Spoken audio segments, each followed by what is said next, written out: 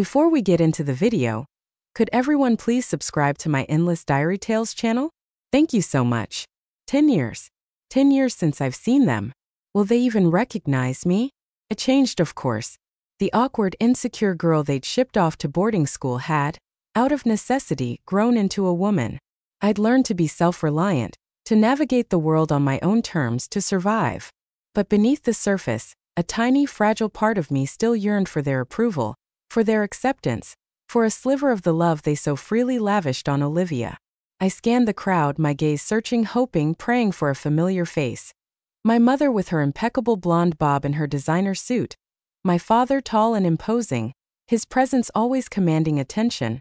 Or Olivia, my perfect older sister, with her dazzling smile and her effortless charm. The golden child, the one who could do no wrong.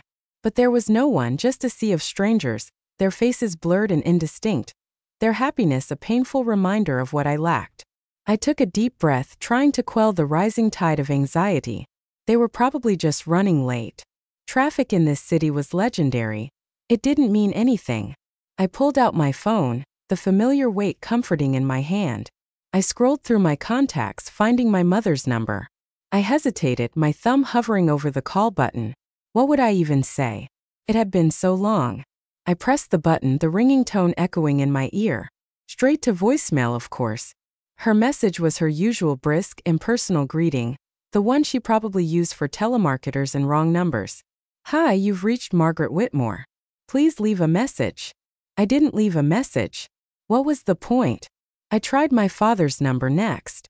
He was always busy, always in meetings, always unavailable. No answer, just the ringing tone. A monotonous drone that mirrored the growing emptiness in my chest. Just like always, he was probably in some important meeting, closing some multi-million-dollar deal, too busy to be bothered with his forgotten daughter. I didn't even bother waiting for the voicemail.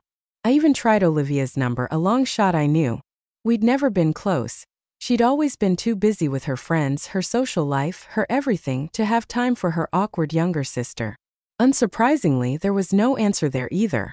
I sat down heavily on one of the hard plastic chairs, my backpack slipping to the floor with a thud.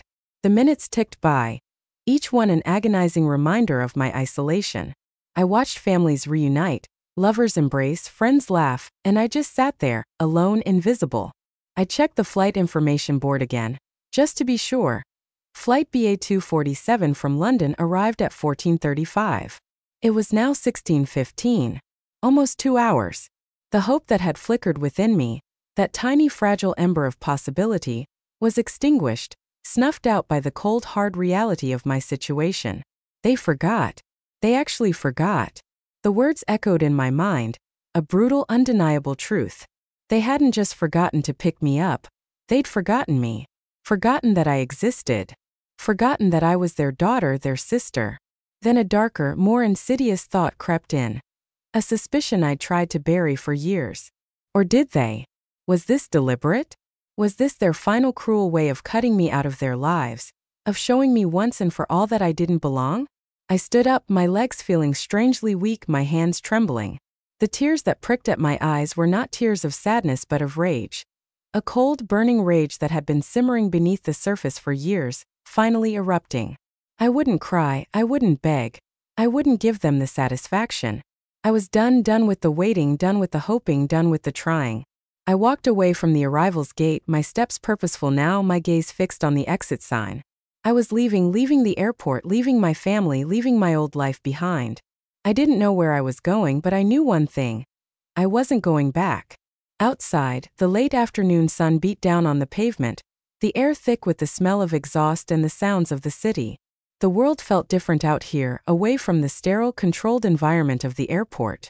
It felt chaotic, unpredictable, and strangely liberating. Taxis lined up at the curb, their drivers leaning against their vehicles, hawking their services to the arriving passengers. I ignored them, walking towards the designated pickup area. My mind still reeling, my emotions a tangled mess of anger, hurt, and a strange sense of anticipation. And then I saw it. A sleek black luxury car, a Rolls-Royce Phantom, idling at the curb a few feet away from me. It looked out of place, a symbol of wealth and privilege amidst the more mundane vehicles surrounding it. The driver, a man in a dark suit and a crisp white shirt, was leaning out the window, scanning the crowd. "Miss Montgomery?" he asked, his gaze settling on me. "Miss Montgomery?" It wasn't my name. Obviously, he had mistaken me for someone else. I should have corrected him. I should have told him he had the wrong person. I should have walked away, but I didn't. I hesitated, my mind racing. What was I doing? This was insane, this was dangerous.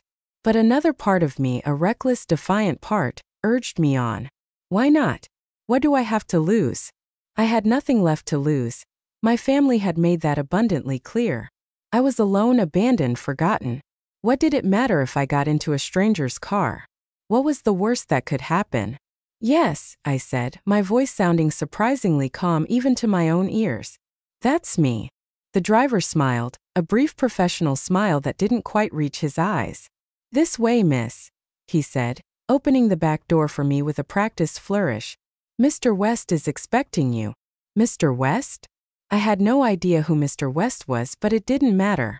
He was a stranger, and right now a stranger was exactly what I needed, a blank slate, a chance to escape. I slid into the back seat, sinking into the plush leather. The cool air conditioning was a welcome relief from the humid afternoon air. The car smelled of expensive leather and something else. Something subtle, masculine, intriguing. The car pulled away from the airport. I looked out the window, watching the familiar landmarks disappear behind me. The control tower, the parking garages, the arrivals gate. This was the place where my old life had officially ended. "Just drive," I said to the driver, my voice barely above a whisper. I didn't want to talk. I didn't want to explain. I just wanted to go. "Of course, is there a particular place you'd like to go?" he asked politely, his voice calm and reassuring. I shook my head. "Nowhere in particular," I replied, the words feeling heavy with meaning. I had nowhere to go, no one to turn to. The driver glanced at me in the rearview mirror, his expression curious, perhaps even a little concerned. He seemed to sense my distress, my lostness, but he didn't press me. He didn't ask any questions. He just nodded and turned his attention back to the road. Anywhere but here. Anywhere but back to that life, back to the cold, empty mansion, to the disapproving stares, to the constant feeling of inadequacy, back to the family that had never really been a family. I closed my eyes, leaning my head back against the seat, letting the hum of the engine and the motion of the car lull me into a state of numbness. I didn't know where I was going. I didn't know what I was going to do. But I knew one thing, I wasn't going back. I was going to disappear, to reinvent myself, to become someone else. Someone they would never recognize, someone they would never be able to hurt again. It was a terrifying thought, but also exhilarating. I was finally free, and this time I was going to stay that way. The open road stretched before me, a symbol of the unknown, of the possibilities of the future. For the first time in a long time, I felt a flicker of hope. The hotel room was opulent, a far cry from the budget motels I'd been expecting. The driver, whose name I still didn't know, had simply driven to the most expensive hotel in the city, assuming, I suppose, that Miss Montgomery would expect nothing less. I hadn't corrected him.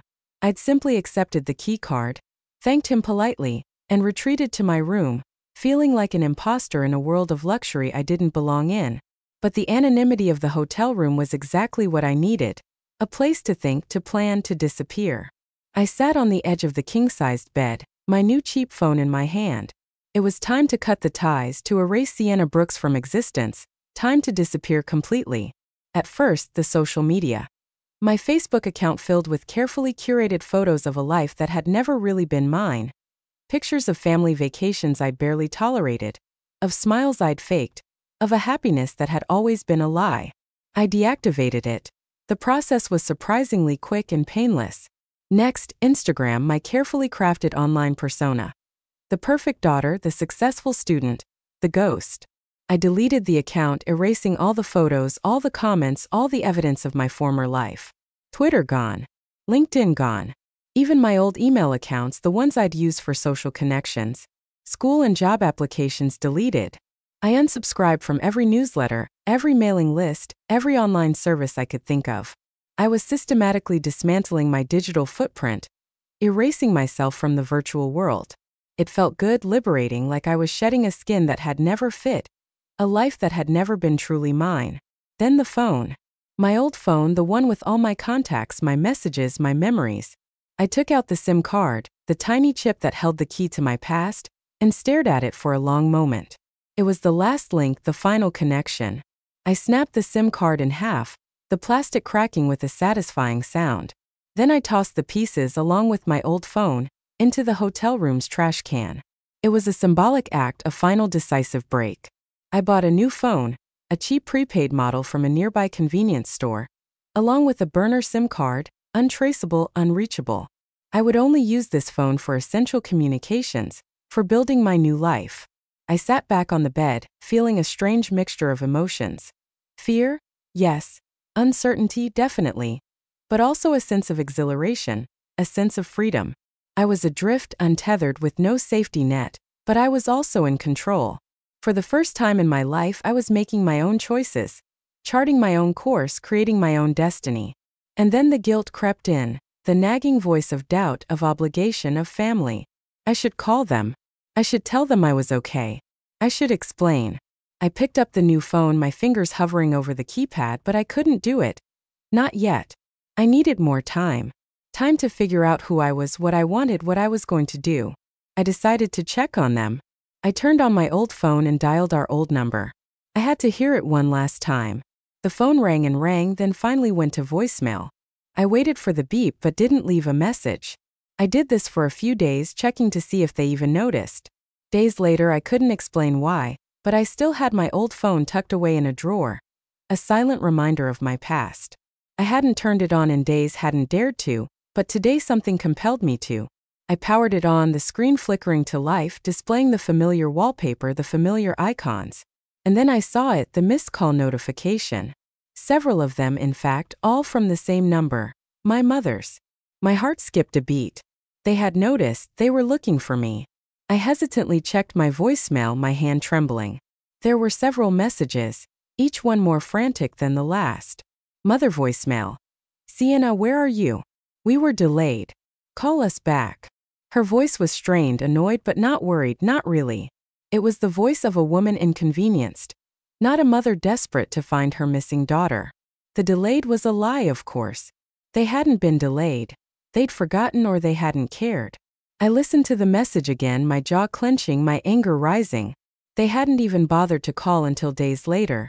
And even then it was only because they'd noticed I was gone. Probably because Olivia had needed something they didn't even notice for days. I hung up the phone, my face a mask of cold determination. Too late, I whispered the words of promise.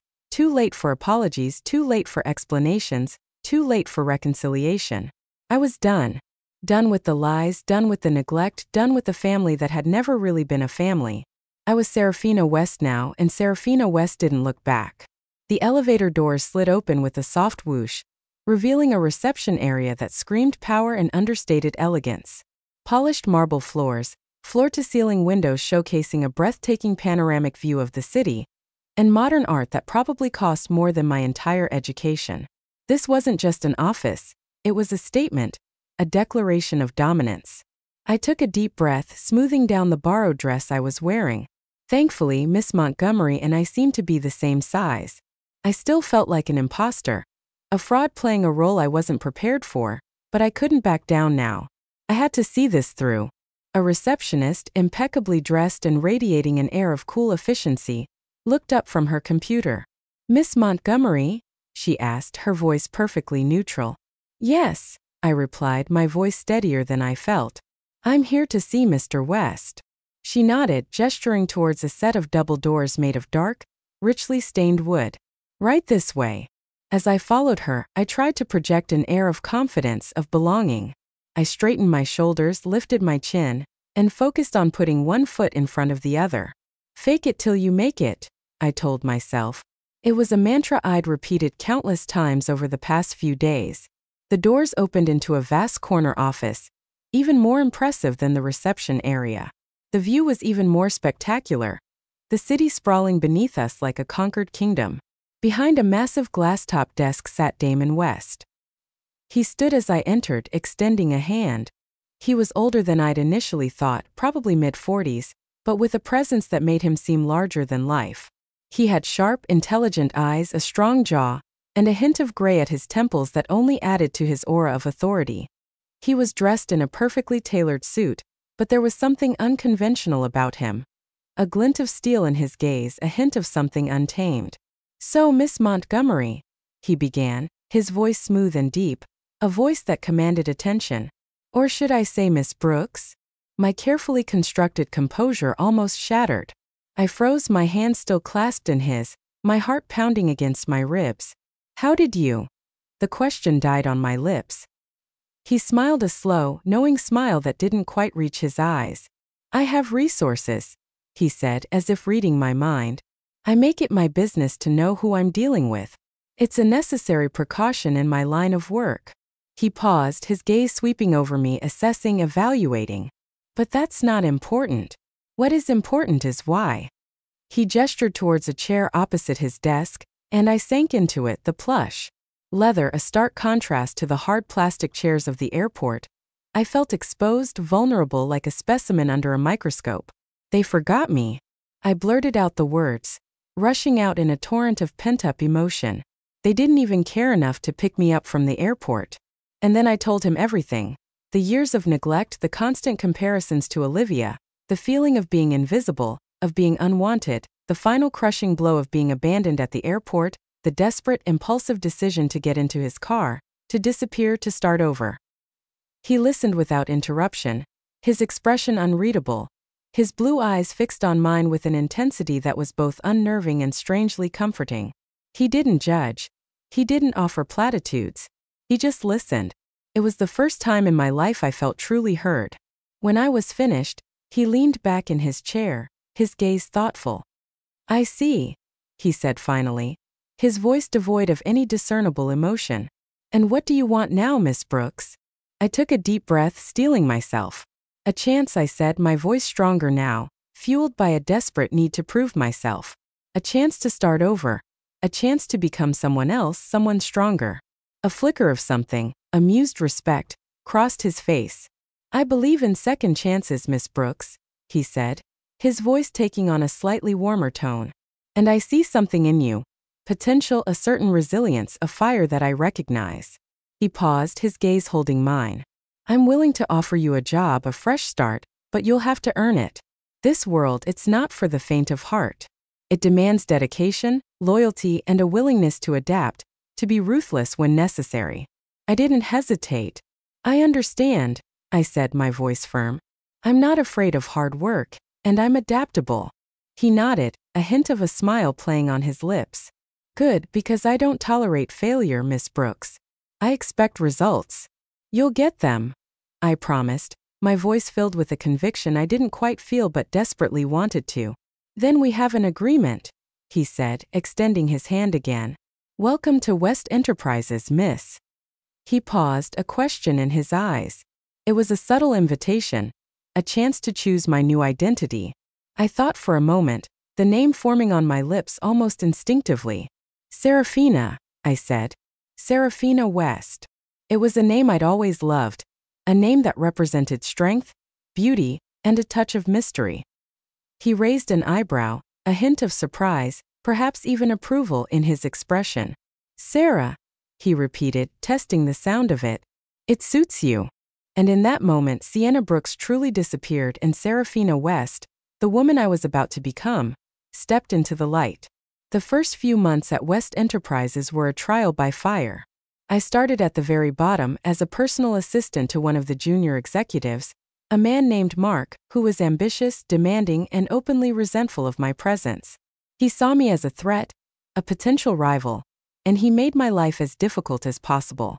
I fetched coffee, ran errands, scheduled meetings, and I performed countless other menial tasks, all while trying to learn the intricacies of the business, the complex web of relationships, and the unspoken rules of this cutthroat world. "Serafina, get me the Peterson file," Mark would bark, his voice dripping with condescension. "And make it snappy. I haven't got all day." "Serafina, reschedule my lunch with Mr. Henderson. Tell him something came up, something important." "Serafina, this report is sloppy. Redo it, and this time try to use your brain." I gritted my teeth, swallowed my pride, and did as I was told. I worked late nights, arrived early mornings, and absorbed everything I could. I studied the company's financials, researched its competitors, and learned the personalities of the key players. I was determined to prove myself, to show Damon and myself that I was worthy of the chance he'd given me. The other employees were a mixed bag.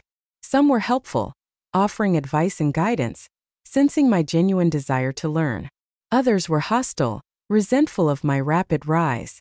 For even though I started at the bottom, Damon made it clear that I was under his protection, that I was to be given opportunities. "She's West's pet," I overheard one woman whisper to another in the break room. "He sees something in her, thinks she's special. She's just sleeping her way to the top," another woman said, her voice dripping with venom. I ignored them, focusing on my work, on my goals, on my transformation. I was learning the language of power, the art of manipulation, the game, and I was starting to enjoy it. The late nights studying documents, learning, and figuring things out made me sharper. I can do this. I will do this. There were moments, of course, when I doubted myself, when the weight of my past, the pain of my family's betrayal, threatened to overwhelm me. When I felt like an imposter, a fraud pretending to be someone I wasn't. But then I would remember the airport, the feeling of being forgotten, of being invisible, and I would push myself harder, work longer, fight my way back to the surface. I was also starting to see glimpses of Damon's own past, hints of a darkness, a complexity that mirrored my own. He rarely spoke about his personal life, but occasionally he would let slip a detail, a fragment of a story that suggested he too had come from a place of pain, of struggle. It was a connection, unspoken but understood, that forged a bond between us. A bond that went beyond the typical mentor-protégé relationship. I was learning the ropes, yes, but I was also learning something else. That I was stronger, more resilient, and more capable than I had ever imagined. Serafina West was not just a name. It was a persona, a shield, a weapon, and I was wielding it with increasing skill and confidence. I had built a fortress around myself, a carefully constructed wall of ambition, success, and a new identity. But the past I was learning had a way of seeping through the cracks, haunting the present, reminding you that you could never truly escape who you were. One evening I was working late, preparing for a major presentation to a potential investor. I was engrossed in the work, lost in the details of the financial projections when I saw it. A small news item buried on page 6 of a business journal. Whitmore Industries faces bankruptcy. My breath caught in my throat. Whitmore Industries, my father's company, the empire he'd built, the legacy he'd so fiercely protected, was crumbling. I read the article, my heart pounding, my hands trembling. The details were vague, but the message was clear. The company was in serious trouble, facing mounting debts, declining profits, and scandal. Olivia's name was mentioned, linked to a series of questionable decisions and financial irregularities. The golden child tarnished. A wave of conflicting emotions washed over me. Satisfaction, yes, a flicker of vindictive pleasure at seeing their perfect world fall apart, but also sadness, a deep aching sadness for the family I'd once longed to be a part of, for the life I'd never had. I closed the journal, pushing it away, trying to shut out the memories, the feelings, the ghosts, but they wouldn't stay buried. A few days later, I was walking through the city on my way to a lunch meeting when I saw her, a woman standing outside a coffee shop, her back to me. But I recognized the distinctive shade of blonde hair, the perfectly tailored suit, the familiar way she held herself. It couldn't be. I stopped, my heart pounding, my breath catching in my throat. The woman turned and our eyes met. It was Olivia. She looked different, older of course, but also worn, haggard. The bright, dazzling smile was gone, replaced by a look of defeat. She recognized me too, her eyes widened in shock, her mouth forming a silent O of surprise. "Sienna," she whispered, her voice barely audible above the city noise. I froze, caught between the urge to flee and the need to confront her, to face the past, to face the sister who had always overshadowed me, who had always forgotten me. But before I could speak, before I could decide what to do, she turned and fled, disappearing into the crowd. I stood there for a long moment, stunned, shaken. The encounter had been brief, fleeting, but it had ripped open old wounds, exposing the raw, vulnerable core beneath my carefully constructed facade. My penthouse apartment was a sanctuary, a haven of sleek modern design filled with carefully chosen pieces of art, expensive furniture, and the breathtaking panoramic view of the city skyline. It was a world away from the cramped, cluttered apartment I'd once shared with memories, a world away from the forgotten daughter Sienna Brooks. I was sitting at my desk, reviewing the final details of a major acquisition when my assistant, Chloe, buzzed me on the intercom. "Miss West," she said, her voice hesitant, "there's a call for you, a Mrs. Margaret Whitmore." The name hit me like a physical blow. Whitmore, my maiden name, the name I'd buried, the name I'd tried to forget. My heart skipped a beat. My hands, usually so steady, trembled slightly. Whitmore. After all these years. What did they want after all these years? What do they want? I took a deep breath, trying to regain my composure. Seraphina West was not a woman who trembled. Seraphina West was in control. "Whitmore," I repeated, my voice carefully neutral, betraying none of the turmoil raging within me. "Are you sure?" "Yes, ma'am," Chloe replied. She said it was urgent. Urgent, of course it was. They only ever contacted me when it was urgent, when they needed something. A wave of anger, cold and sharp, washed over me. Anger at their audacity, at their hypocrisy, at their selfishness. They had thrown me away, erased me from their lives, and now after all this time they had the nerve to call me to ask for my help. But beneath the anger, there was something else, curiosity, a flicker of morbid fascination. What could possibly be so urgent that they would reach out to me, the daughter they had disowned? What game are they playing now? I considered ignoring the call, refusing to speak to them, letting them stew in their own mess. It would be so easy, so satisfying. But I couldn't. I needed to know. I needed to see them, to hear their pleas, to witness their downfall. It wasn't about revenge, not anymore. It was about closure, about finally closing the door on that chapter of my life on my own terms. "Put her through," I said, my voice surprisingly calm, even to my own ears. "But Chloe, under no circumstances am I to be disturbed during this call, and I do not want this number given out again. Am I understood?" "Yes, ma'am." There was a click and then her voice. "Sienna Margaret Whitmore," said her voice, hesitant, strained. "Is that you? It's Mother. We need your help." Mother. The word felt foreign on her tongue, alien. She hadn't been my mother for a long time. Not since the day they'd sent me away. "This is Seraphina West." I corrected her, my voice cold and distant, devoid of any emotion. "Who is this?" I wanted to hear her say it. I wanted to hear her acknowledge my new identity, my new life, the life they had forced me to create. There was a pause, a moment of stunned silence. Then she spoke again, her voice even more frantic. "Sienna, please, it's us. We're in trouble. We need you." I leaned back in my chair, my gaze fixed on the city skyline. The glittering lights, a stark contrast to the darkness that had descended on my family. "Trouble," I repeated, my voice laced with a hint of amusement. What kind of trouble could the Whitmores possibly be in? She started to explain, her words tumbling over each other in a rush of desperation. It was about the company, about financial ruin, about Olivia, the golden child, the perfect daughter, who had apparently made some mistakes that had brought the entire Whitmore empire to the brink of collapse. I listened, my expression impassive, my heart a cold hard knot in my chest. They needed my help, the daughter they had betrayed, the daughter they had abandoned, the daughter they had deemed worthless. They were now begging for my help. The irony was almost poetic. But as I listened, I realized something. It wasn't just about the company, it was about them. About their pride, their reputation, their survival. They were desperate, and they were finally acknowledging my existence. I let her talk, let her plead, let her grovel. And then when she finally ran out of steam, when the silence stretched between us, heavy and expectant, I spoke. "I'll meet with you," I said, my voice calm and deliberate. "But on my terms and at a location that I choose."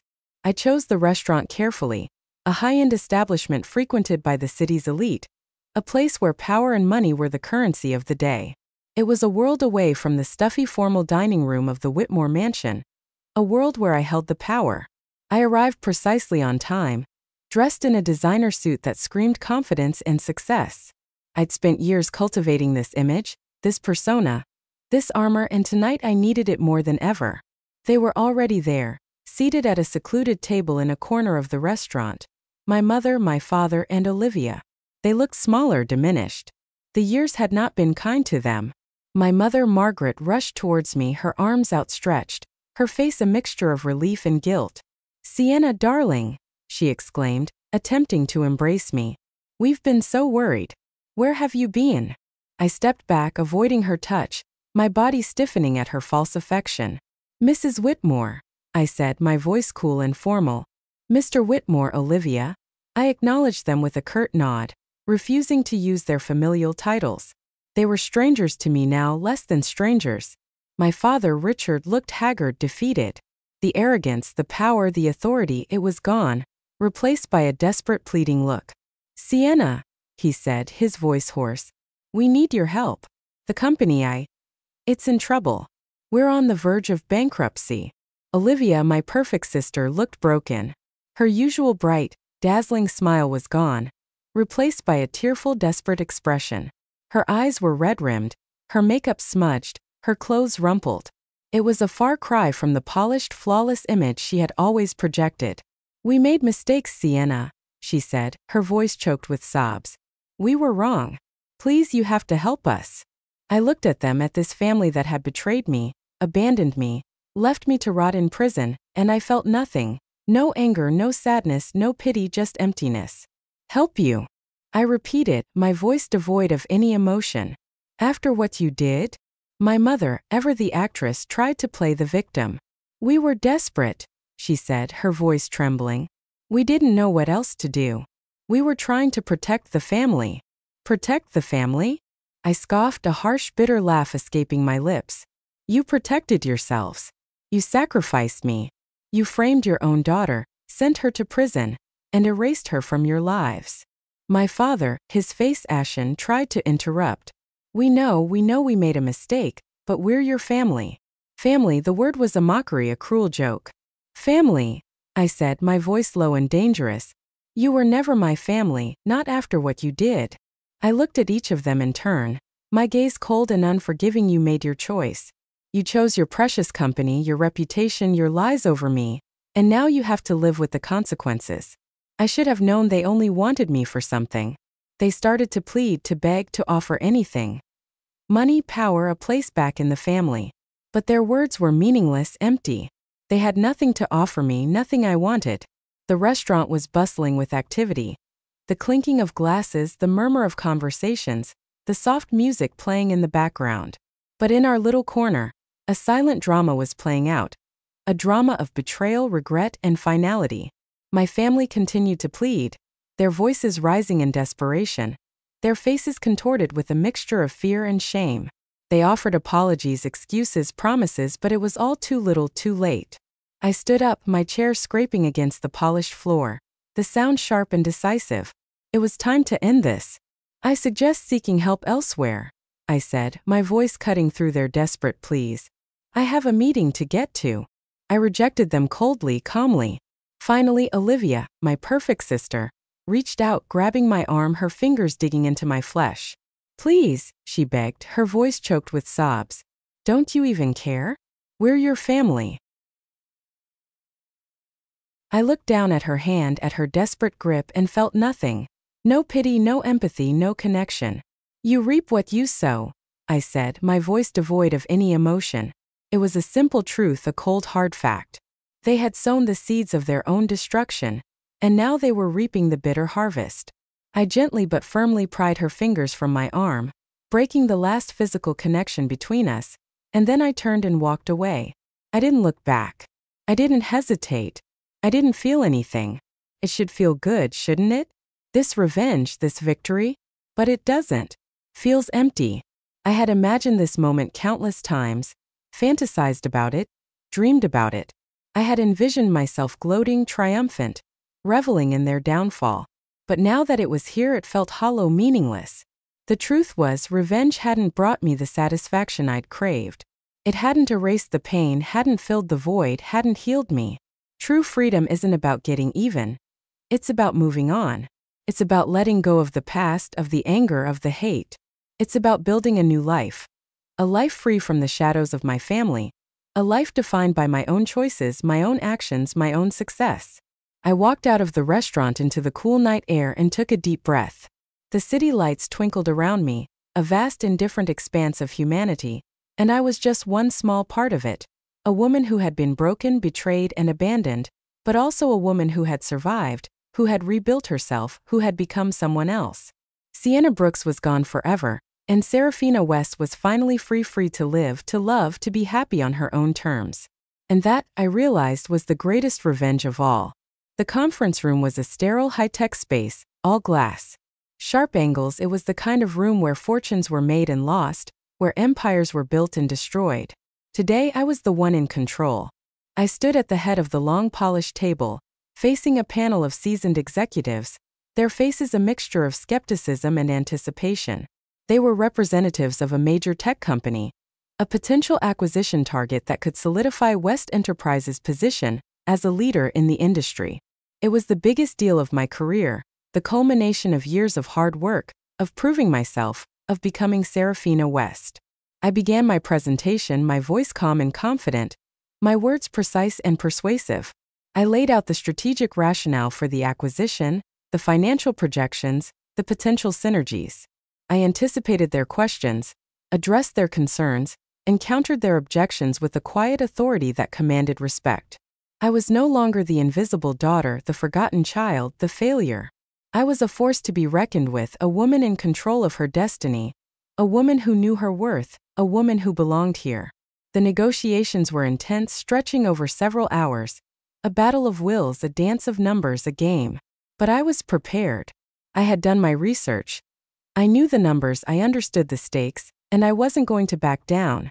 Damon sat beside me, silent but observant, his presence a source of strength and support. He'd given me this opportunity, this chance to prove myself, and I wasn't going to let him down. I wasn't going to let myself down. There were moments of tension, of doubt, of almost failure, but I held my ground, pushing back, negotiating fiercely, refusing to compromise on the key points. I was playing to win, and I was winning. Finally, after hours of grueling negotiations, we reached an agreement. The deal was done. A multi-billion-dollar acquisition secured. A victory for West Enterprises and a victory for me. A wave of relief, of exhilaration washed over me. I had done it. I had proven myself not just to Damon, not just to the world, but to myself. The executives shook my hand, their faces filled with newfound respect. They saw me now, they saw my strength, my intelligence, my power. Damon smiled, a rare genuine smile that reached his eyes. "Well done, Serafina," he said, his voice filled with pride. "You exceeded all expectations." "Thank you, Damon," I replied, meeting his gaze. "I couldn't have done it without you." It was true. He had given me the opportunity, the guidance, the belief in myself that I had lacked for so long. He had seen something in me, something that my own family had failed to see. He placed a hand on my shoulder, a brief, almost intimate gesture. "You did this, Serafina," he said, his voice low and intense. "You earned it." There was something in his eyes, a flicker of something more than just professional admiration, a hint of connection, a spark of possibility. Later that night, after the celebrations, after the champagne toasts, after the congratulations, I stood on the balcony. I stood in my apartment looking out at the city lights. The same city that had once seemed so cold and indifferent now felt vibrant, alive, and full of possibilities. I had come a long way from the lost, abandoned girl who had arrived at the airport years ago. I had built a new life, a new identity, a new future. I had achieved success, power, and independence. I had proven myself to myself. But beneath the surface, a part of me still ached with the wounds of the past, the scars of betrayal. They were still there, a constant reminder of what I had lost, what I had been forced to leave behind. The victory was sweet, yes, but it was also bittersweet because true victory, I was beginning to realize, wasn't about conquering others, it was about conquering yourself. And that battle was far from over. The deal was done, and I was one step closer to fully being the woman I now was. The news came unexpectedly in the form of a discreetly worded email from a private investigator I'd hired months ago, more out of curiosity than any real desire for contact. I'd wanted to know what had happened to my family after their downfall. I told myself it was for practical reasons, to ensure they couldn't interfere with my new life, but deep down I knew it was more than that. It was a lingering thread, a connection I couldn't quite sever. The email contained a single sentence. Olivia Whitmore has requested a meeting. My breath caught in my throat. Olivia, my sister, the golden child, the one who had betrayed me, who had watched them drag me away, who had smiled. My first instinct was to refuse, to ignore the request, to pretend I'd never seen it, to maintain the distance, the wall I'd so carefully constructed around myself. But I couldn't. A part of me, a small stubborn part, needed to know, needed to see her, to hear her, to understand. I hesitated for a long time, staring at the email, my mind racing. The memories flooded back. The pain, the anger, the betrayal. Could I face her? Could I face the past? I considered the alternatives. I could ignore her, pretend she didn't exist, continue living my life as Serafina West, the successful independent woman who had no need of a family. It would be easier, safer, less painful. But it would also be a lie, a denial of who I was, of where I'd come from. The past, no matter how much I tried to bury it, was still a part of me. And perhaps facing it, confronting it, was the only way to truly move on. I made the arrangements carefully, cautiously. A neutral location, a public place, a time when I knew I would be strong. I wasn't going to let her see me vulnerable, not again. The meeting was awkward. Olivia looked different, older of course, but also smaller, defeated. The spark, the confidence, the arrogance, it was gone. She looked like a woman who had been through hell, which I suppose she had. "Sienna," she began, her voice hesitant, her eyes filled with a mixture of shame and hope. "Serafina." I corrected her, my voice cold. "It's Serafina now." She flinched but nodded. "Serafina," she repeated. "I wanted to apologize for everything, for what we did to you. It was wrong, unforgivable." She talked for a long time, explaining, justifying, begging for forgiveness. She told me about the company collapse, about my parents' imprisonment, about her own struggles. She told me about the guilt, the shame, the regret. I listened, my expression impassive, my heart a cold hard knot in my chest. I wanted to believe her. I wanted to forgive her, but I couldn't. Not yet. Maybe not ever. The wounds were too deep, the betrayal too profound, the trust shattered. "I appreciate the apology, Olivia," I said finally, my voice devoid of any emotion. "But it doesn't change anything. It doesn't bring back the years I lost. It doesn't erase the pain you caused." She looked at me, her eyes filled with tears. "I know," she whispered. "I just wanted you to know that I'm sorry, that I regret it every single day." I stood up, ending the meeting. "Goodbye, Olivia," I said. I walked away, leaving her sitting there alone with her regrets. I didn't know if I would ever forgive her. I didn't know if I could forgive her. But I knew one thing. I was no longer defined by her, or by my family, or by the past. I was Serafina West, and I was free. The encounter left a bitter taste, but I knew I was no longer that person. The city stretched before me, a vast glittering expanse of concrete, steel, and glass. I stood on the balcony of my penthouse, the wind whipping through my hair, the night air cool against my skin. It was a view I never tired of, a constant reminder of how far I'd come. I'd made it. I'd built a new life, a new identity, a new empire. I was successful, powerful, independent. I had everything I'd ever wanted, everything I'd ever dreamed of. And yet there was a hollow, an emptiness that lingered beneath the surface, a sense of disconnection. I had achieved everything I'd set out to achieve, but at what cost? I thought of my family, of the meeting with Olivia, of the years of pain and betrayal. I had avenged myself, yes, but the revenge had felt hollow. It hadn't brought me the peace I'd craved. I thought of Damon, of his support, his guidance, his belief in me. He was the one person who had seen through my facade, who had recognized the strength beneath the vulnerability, the potential beneath the pain. He was a friend, a mentor, and perhaps something more. But I had kept him at arm's length, afraid to let anyone get too close, afraid to trust. I thought of Sienna Brooks, the girl I had been, the girl I had buried. She was still there, a part of me, a shadow self that would always haunt me. But she was no longer in control. I had taken the reins. I had steered my life in a new direction. I had become someone else. But who was that someone? Was Serafina West just a mask, a persona, a shield against the world? Or was she me, the real me, the woman I was always meant to be? I didn't have the answers, not yet. But I knew one thing. I was no longer running. I was no longer hiding. I was no longer afraid. I took a deep breath, letting the cool night air fill my lungs. Lights twinkled below me. a vast interconnected web of humanity, and I was a part of it. A small part, yes, but a significant one. I had built this life, this empire, this identity from nothing. From the ashes of my past, from the wreckage of my family, from the betrayal, I had risen like a phoenix and I had soared. But now it was time to land, to connect, to feel. I turned away from the view, walking back inside towards my office. I had work to do, plans to make, a future to build. But this time it wouldn't be about revenge, it wouldn't be about proving myself, it wouldn't be about running away. It would be about living, truly living on my own terms, with my own choices, with my own heart. I sat down at my desk, the city lights reflecting in the polished surface, and smiled, a genuine smile this time. A smile that reached my eyes, a smile that said, "I'm here, I'm alive, and I'm ready." The future was uncertain, yes, but it was also filled with possibilities. And I, Serafina West, the woman who had risen from the ashes, was ready to embrace it all. The good, the bad, the unknown. Because I was finally truly free, and this time I was going to live my life to the fullest on my own terms and with no regrets. The horizon was clear, and I was ready to fly.